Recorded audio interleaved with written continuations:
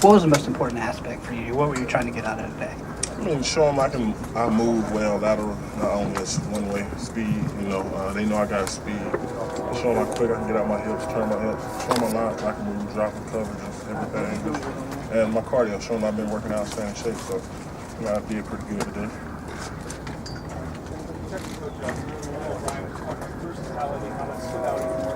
How open are you to playing linebacker in some sets if different teams want? Oh man, I think I look.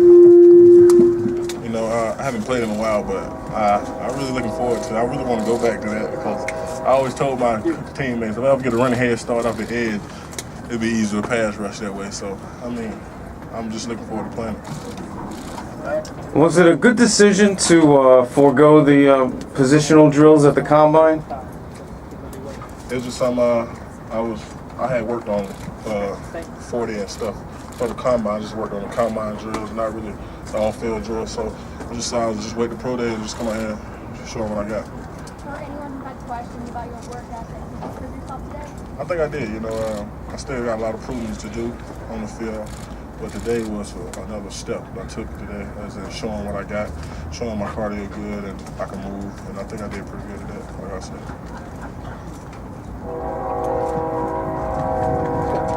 Did you bench today? No, sir.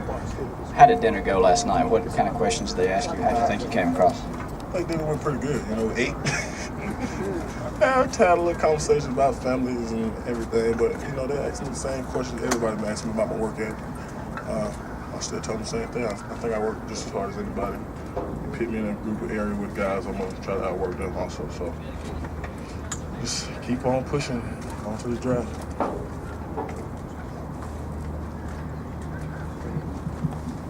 You tired of answering that question? Oh, I've been tired of it. I've been tired of answering a lot of questions, but it's something I have to do, so just dealing with it. Do you have any individual drills set up or individual workouts set up already? I have 2 set up already, but later on down the road. The Rams and the Falcons, I want to say. Atlanta just called and try to set up one with me, so them 2 will be coming up soon. Definitely. Only 2. So. Can you talk about the biggest adjustment that you hope to make at the next level? What's the main thing you feel like you got to work on before you take the field for your first game? This is really learning the game. That's going to be my next biggest hard step. I think I got all the tools that's talent-wise and athleticism, but just learning the game. The game is another step up. A lot of smart guys with the same talent as you got. Can outsmart you because they've been around it for a while. They know what you're doing and everything about the game. So just really learning the game and just catching on to the playbook. Jadeveon, I don't think the microphone was working early on. Can you just tell us again what you're trying to showcase and how much you think you have to prove still? I was trying to showcase that I can move lateral and, show my cardio that I've been staying in shape, working out. I was really trying to prove that out here today. And, my work ethic. People always keep questioning about my work ethic. I think my work ethic is pretty good. So I was really out here trying to prove that today, which I still got a lot of proving to do. Just on to the next level. Just keep going building. Toward the end of that session, Romeo Crennel was working through you and kind of manning you up at times. What's it like to kind of get coached from somebody like that and know you could maybe possibly work with him in the future? That's great. I had a guy work me like that, Brad Long. He was here my freshman and sophomore year at Carolina, pushing me just like that. And I always asked him, man, why you always pushing me like that? He said, he wants you to be great. He wants you to be one of the best. And I feel like these guys out here want you to be great and one of the best too, so they push you that way. So you just take coaching. Are you following free agency and trying to figure out what team's going to pick you? No. Not really on my mind. Just really been working out, just staying at that so I can land pretty much anywhere. I just want to be ready when that time comes.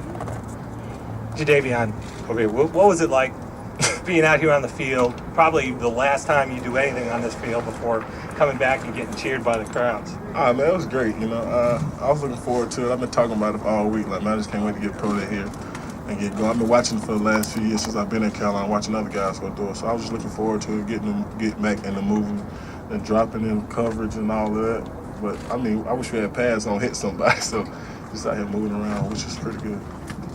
Teresa Villano, Pro Player Insiders. Is there a current player that you keep in touch with that's been mentoring you through this time? No, not a really player. I mean, I always talk to my old teammates, you know. I always call them, check on them, see how they doing. They calling me, see how I'm doing. They always telling me, you training? You training? And I say, yeah, I'm training, man. So it's a big day for you. I always telling me how big the next step is in this process. So they say, take it serious, man. You don't want to leave no regrets, have no regrets about what's going to happen to you. So give them everything to choose from and just keep pushing. Your phone's probably blowing up. Who do you text message the most? Probably my mom. Really? Yeah, she always texts me. So. Jadeveon, this atmosphere today, was it what you expected? Was it more than you imagined it would be? I think it was what I expected. I said there's going to be a lot of cameras out here, people recording, and I told the other guys, so just get ready, man. Just go out there and have fun. When you're having fun, you don't get tired, you know, so have fun with it. It's football. We've been doing these drills for years, so when I said that, I just know I'll come out here and move through the drills. JD, how do you balance what people are saying about you and the criticism you hear with staying focused and trying to turn that into something positive? Because I never worry about what people say about me. You know, I worry about my teammates because I'm dealing with them each and every day. You know, it's like a family in that locker room when I was here. And, you know, every time the media says something about me, I always say, don't worry about it, man, I got your back. You know, it's a family in that locker room. And I dealt with it with my family, so now I'm just dealing with my regular family, my family back home, and it's just all saying the same thing. Don't worry about it. Just go out there and show them what you got. Just keep working. You know, it's going to get better. So that's why I take it into consideration.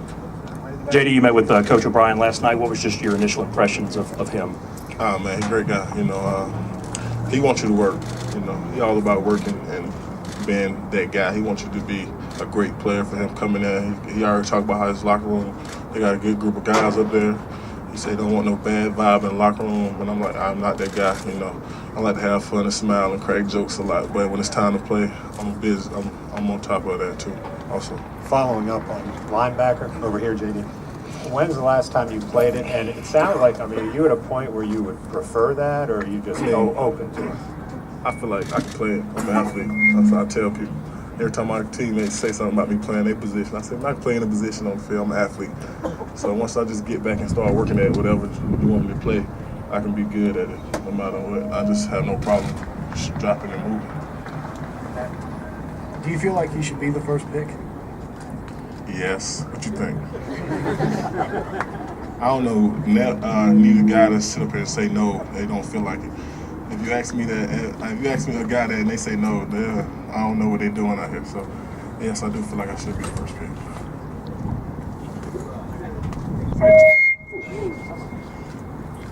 After spending so much time in Texas, do you feel like you're going to be the number one pick? Is that the vibe you get? I mean, I really don't know. You know, I just want to show them what type of guy I am. You know, that's all I was there to let them know what type of guy they'd be getting in the locker room. If they was to get me, what type of worker they gonna get out here on the field. Just everything about me. You know, I don't have no bad history or background on me, so I wasn't really worried about that part. Just whatever they want to know, I'm here to give answers. If the Texans take you, are you intrigued by the possibility of playing with DJ again? Have you spoken with DJ about what's life with the Texans? Oh man, I spoke to him. He said the defense will be one of the best. You know, with JJ Watt up there already, and I believe me playing beside a guy like that, I'd be great, great fit for them. Just help him out just as much as they help me. I learn from him. You know, take his learning and help him in my game, involve in my game, and I'll tell him how far I get in this game.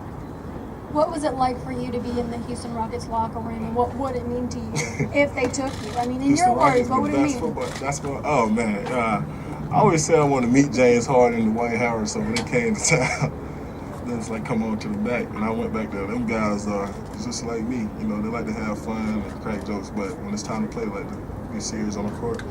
And it's just like that in their locker room. They have a great time in the locker room. I was having a great time with them, so it was pretty exciting to meet them. JD, two questions. First, at this point, is the foot bothering you at all? Is it giving you any problems whatsoever? No, sir. And then secondly, when you get that question about work ethic from coaches, from media, whoever, do you understand that question? Is there anything justifiable with that question, or do you think it's unfair? I understand it well, but dealing with me, I believe it's unfair because work ethic is not a problem. I come out here every Saturday and play my hardest out there on the field. I might be on purpose. You watch it. that's not. Y'all might say he looked tired, but if you look around me, I'm not the only one that's ever tired. So I believe football is a long game. You know, you're gonna get winded every now and then, but that's what you're supposed to have backups for. Rotate. If you're supposed to rotate guys, everybody got to be there to play. And in this NFL, it's a lot of guys in the NFL. Everybody getting paid for to do their job. So I have plenty of guys rotating well. So I don't really think it's gonna be a problem. So. Should be number one. Why? I can pretty much do it all. Anything on defense, I can help. I can be a playmaker. You know, I'm a playmaker. I got what it takes, I believe, to go out here and set the tone for the next guy coming up and help my team out and win games. You know, every team I ever played on, we never had a losing season. Never. I watched. Before I got there, I can watch them lose, not just here, back in high school or middle school. I was like, that ain't gonna be my team when I play on that team. So I'm coming in with a change of attitude. I used to tell the players that, man, we ain't about to start losing in Carolina. You know, before I got here, this team, it wasn't really winning like that. In my 3 years here, we were 11-2, 3 years in a row. So it was pretty good for me. What are you gonna miss most about your college experience? Oh man, my teammates. Boy, it was a good group. I came in with a good group of guys. We all bonded together like a real family, brothers. Everybody had each other back, you know, cracking jokes, laughing with each other. Everybody talking about how you always run into that guy that kind of had the same background as you had growing up, and just having that in the locker room, you know, somebody going through the same thing you're going through is great. And we just sit there and talk about our problems, talk about something, and then it helps you out, you know. Having somebody there for you, just that you can count on. You gotta worry about them telling you business and that. So I miss my teammates. That's the most thing I really miss about being in Carolina. Now the same group of guys that's still here. Next one. JD, being the #1 high school recruit coming out of South Point, how important is it to be that #1 pick for you, just for a matter of pride, or is it more about fitting in with the right team if it's a number 2, number 3, whatever? I think you said it. It's a pride thing. You know, coming in high school, out of high school, I told Coach Ward and Coach Elliott and Brad Lone, I told them 3. I said in the meeting room, I said, listen, when I come to Carolina, I want to leave in 3 years. I want to be the first person taken in the draft. And they thought they was like, well, that would be you if you come. We're going to help you turn into that. And I said, well, I'm coming. Help me get to my goal. So that was always been one of my goals, always one of my dreams to be that guy taken. I just told myself I was just working to get to that point. Hopefully I can be the first time taken in the draft. All right, man.